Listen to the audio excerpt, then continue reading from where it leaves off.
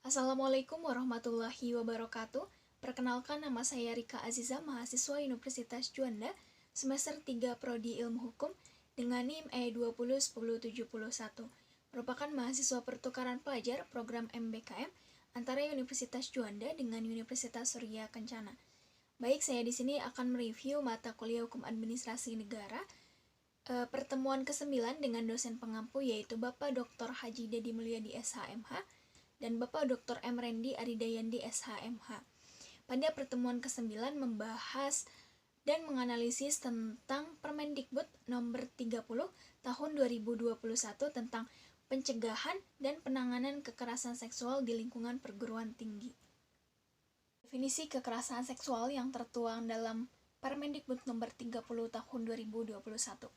Kekerasan seksual adalah setiap perbuatan merendahkan, menghina, melecehkan, dan atau menyerang tubuh dan atau fungsi reproduksi seseorang karena ketimpangan relasi kuasa dan atau gender yang berakibat atau dapat berakibat penderitaan psikis dan fisik termasuk yang mengganggu kesehatan reproduksi seseorang dan hilang kesempatan melaksanakan pendidikan tinggi dengan aman dan optimal yang tertuang pada pasal 1.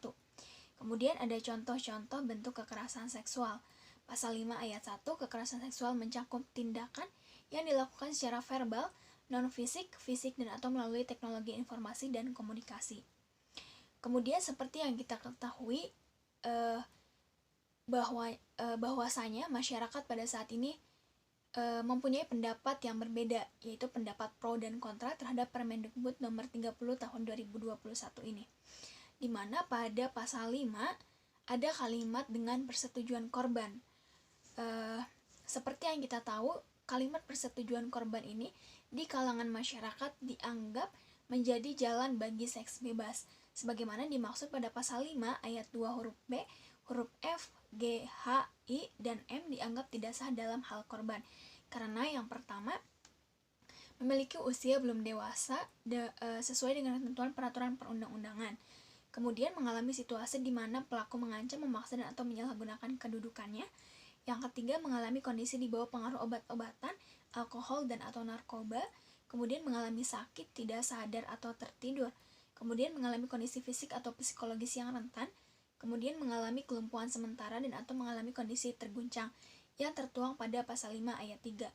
Nah, menurut saya kalimat tanpa persetujuan korban mengandung makna yang multitafsir.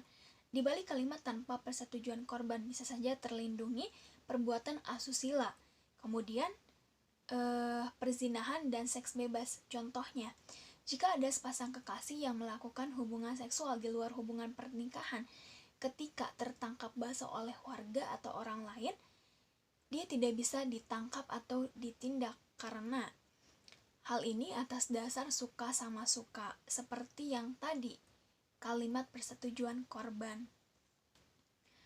Nah, yang mana negara kita ini menjunjung tinggi nilai-nilai agama dan moral, yang mana seharusnya suatu hukum dibuat dengan jelas dan tidak multitafsir.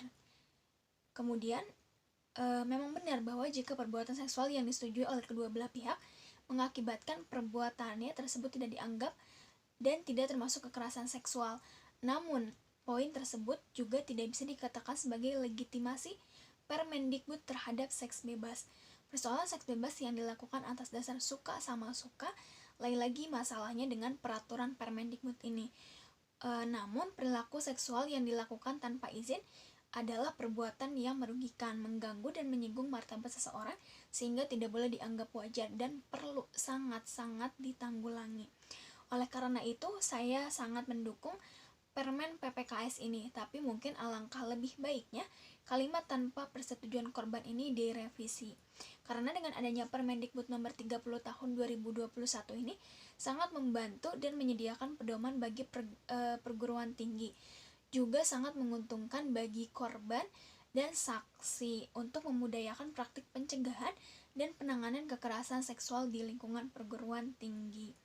Baik, sekian dari saya. Mohon maaf apabila banyak kesalahan. Wassalamualaikum warahmatullahi wabarakatuh.